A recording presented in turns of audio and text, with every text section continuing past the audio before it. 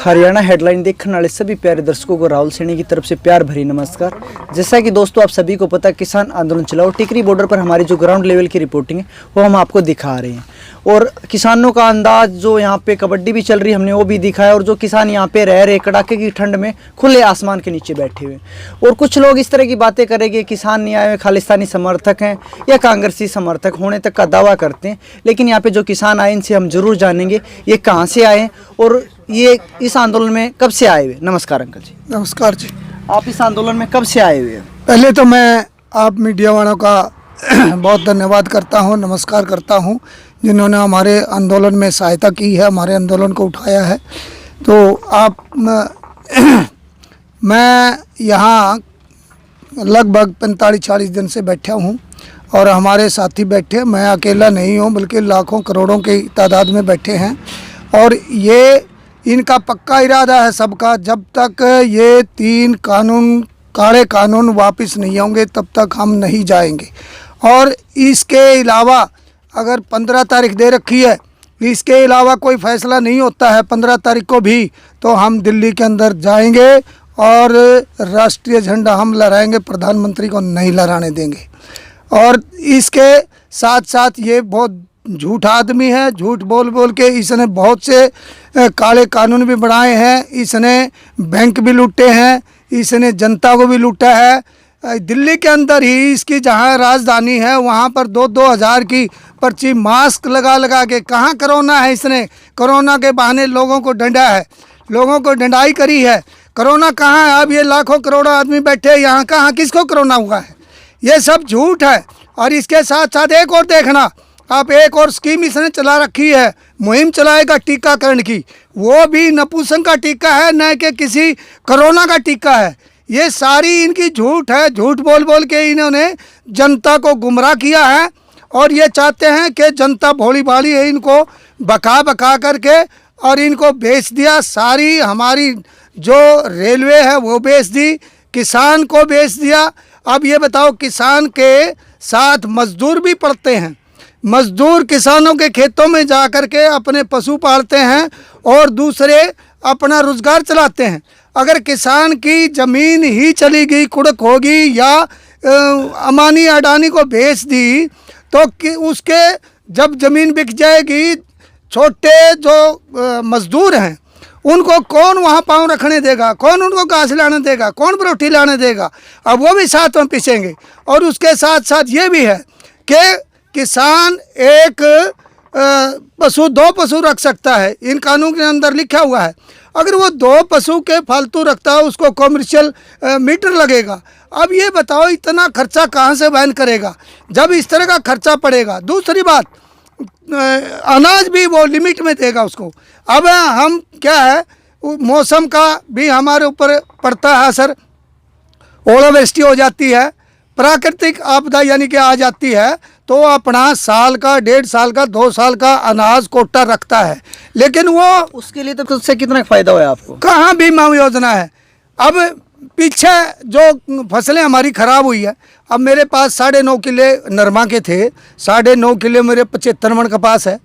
अब 75 मन कपास में मेरा खर्चा पूरा नहीं होता और एक आना नहीं दिया उसने। कहाँ बीमा दिया है? बीमे देते नहीं, लूट रही है कि हमने किसानों को बीमा योजना दे दी ताकि किसानों का फायदा उसके। सारे डंगोसले हैं, कुछ नहीं दे रहे। ये बीमा कर लेते हैं, जबरदस्ती भी कर लेते हैं बीमा। तो बैंकों में जिन्होंने किसान कार्ड करवा रखा है, मेरे जैसे तो नहीं करवा रखा, जो जिन भाइयों ने करवा रखा है किसान कार्ड, उसी में से पैसे काट लेते हैं और पैसा आता कहाँ है?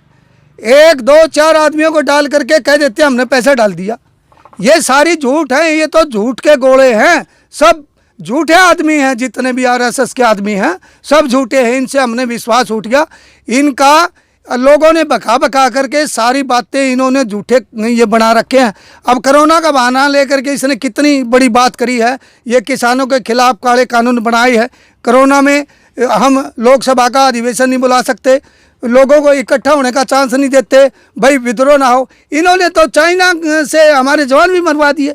अब इलेक्शन का टाइम आता है तो वहाँ से बात करके हमला करवा देते हैं और वहाँ हमारे जवान मरते हैं। इनका क्या जाता है? इनका मुझसे तक नहीं है। ये इनका क्या बिगड़ता है? हमारे जवान, हमारे बेटे मरते हैं। ये बेवकूफ़ आदमी बनाने लग रहे हैं हमने। कितना ताला कोई दिक्कत नहीं था। ये तो जनता को अपने कब्जे में लेना चाहते हैं, सारे को इनको बिल्कुल निचोड़ना चाहते हैं नींबू के तरह से।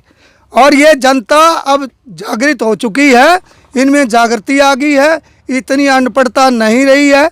और अब ये अपना आंदोलन करेंगे और ये कानून जो 3 काले कानून हैं इनको वापस नहीं लेगा जब तक लड़ेंगे।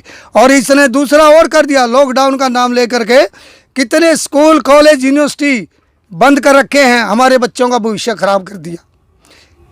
क्या है ये सारे ड्रामे हैं, ये ड्रामे करते हैं सारे। और लोगों को इनके बारे में इतना ज्ञान नहीं था, भाई ये इतने नीच आदमी हैं, इतने गंदे आदमी हैं, पब्लिक का इतना बुरा चाहते हैं, तो इनको कौन बनाता।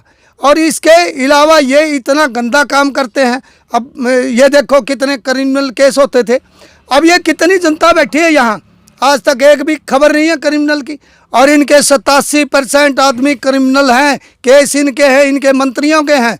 और 13% सारे आम जनता के क्रिमिनल के केस हैं। ये सारे भ्रष्ट आदमी हैं। इनका ये बताओ कौन सा अच्छा काम किया इन्होंने, अच्छा एक तो गिना दो कोई काम, एक भी अच्छा काम नहीं करते ये लोग, सारे गंदे काम करते हैं।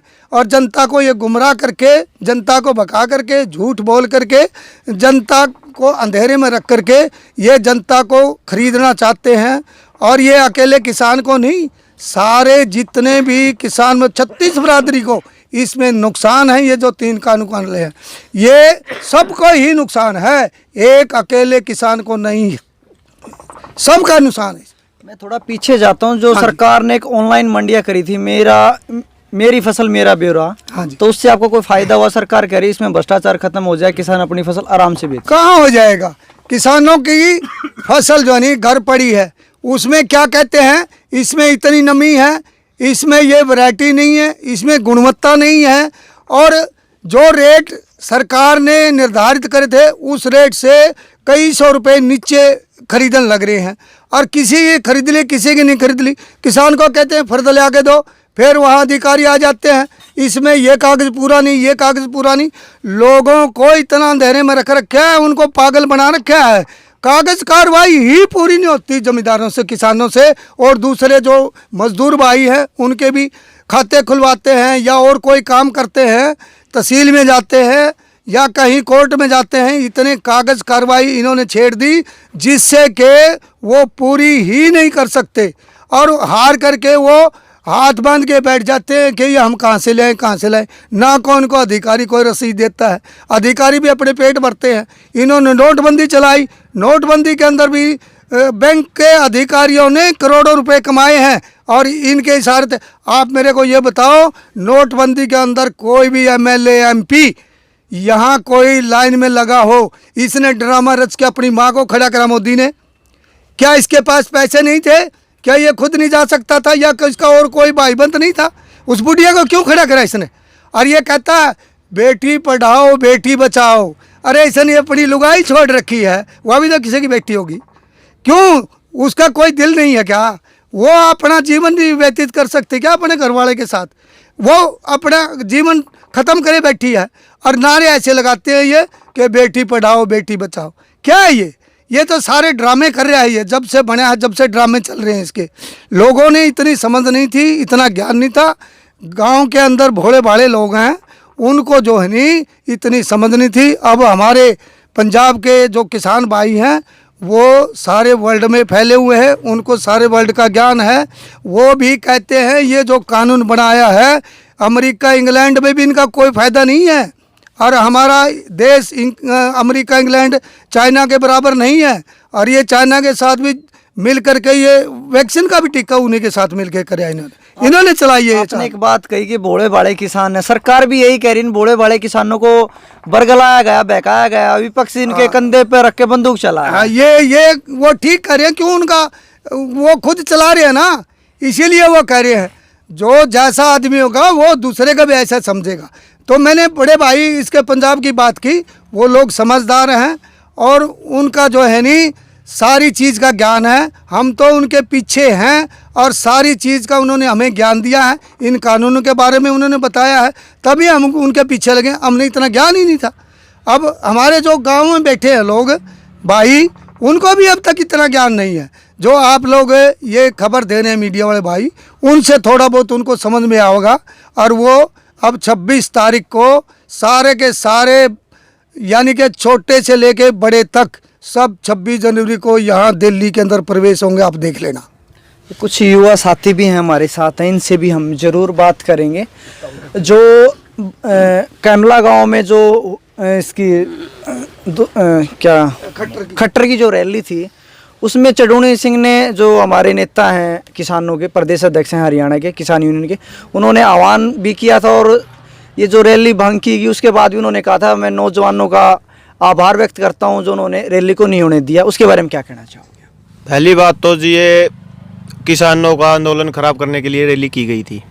इसमें कोई भी किसान नहीं था, बिके हुए सभी किसान थे, जो उन्हीं के ही आदमी थे जो अपने आप कमेटी बनाते हैं। इसमें मैं कहना चाहता हूँ कि हमारे बड़े बुजुर्गों का, हमारे साथियों बहुत साथ रहा कि वो रैली सफल नहीं हुई इनकी। और जो 26 जनवरी को जो आह्वान किया गया किसानों की तरफ से कि भी हम दिल्ली को कूच करेंगे, उसके बारे में क्या कहना चाहोगे? ये बात सही कही गई, हम 26 जनवरी को जाएंगे, ये काले कानून वापस करवाएंगे और फिर ही घर वापस आएंगे, नहीं आएंगे नहीं। इन किसानों का सिर्फ एक ही कहना है कि जब तक कानून वापस नहीं होते तब तक घर वापसी नहीं करेंगे। और इन अंकल जी से भी और कुछ जानेंगे, जो एक 2,000 रुपये जो सरकार दे रही है, 6,000 रुपये सालाना, उसके बारे में क्या कहना चाहोगे? अरे वोट खरीदे थे वो 2019 का चुनाव लड़ा नहीं जो, तो उस मौके पे 2,000 रुपये गेड़े थे, वोट खरीदने खातर गेड़े थे। और कह देना जावा इतनी मोदी नरसान तड़ी पार थे नहीं है, आज भी तड़ी पार है। यू मोदी अपना न तो बढ़िया जमाई बन पाया, न बढ़िया पति बन पाया, न बढ़िया बेटा बन पाया। अपनी 90 साल की माँ को इसने नोटबंदी में लाइन में खड़ा कर दिया। यहाँ हम इतने बैठे हैं, कोई भी इस उम्र में अपने माँ बाप को लाइन में खड़ा नहीं करेगा, कोई भी नहीं करेगा। और हम कह देना चाहते हैं हरियाणा की पवित्र धरती है, महाभारत की लड़ाई यहीं से लड़ी गई थी, हरियाणा से ही। और ये हमारी किसानों की लड़ाई भी, पूरे देश का किसान यहाँ हरियाणा की धरती पर बैठ के आज लड़ाई लड़ रहा है। जीतेंगे जीतेंगे, मर जाएंगे, घर वापस नहीं जाएंगे, जीतेंगे। किसान एकता जिंदाबाद।